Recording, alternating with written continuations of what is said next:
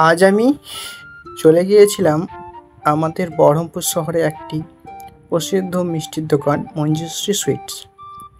কিছুদিন আগেই আমাদের মুর্শিদাবাদ জেলা তথা বহরমপুরের ছানাবড়া জিআই ট্যাগে স্বীকৃত পেয়েছে। সেই উদ্দেশ্যে আমি সেই দোকানে আমাদের সেই জিআই ট্যাগে চিহ্নিত করা ছানাবড়া খেতে দোকানে গিয়ে আমি সকালের ব্রেকফাস্টের জন্য অর্ডার করেছিলাম পুরি, সঙ্গে চানার তরকারি এবং ছানাবড়া ছিল সঙ্গে, এবং ছিল সঙ্গে মিষ্টি দই। দইটা এখানকার লোকাল দই, এবং আমি প্রথমেই ছানাবড়াটা টেস্ট করে নিলাম।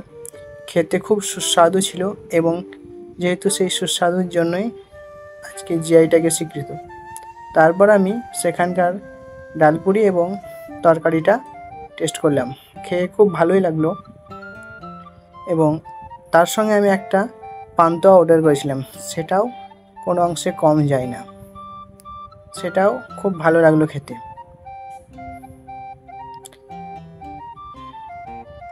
এবং তারপরে আমি যে এখানকার একটি লোকাল দই অর্ডার দিয়েছিলাম, সেটাও খেয়ে দেখলাম, সেটাও খুব টেস্টি। এক কথায় অসাধারণ বলতে গেলে।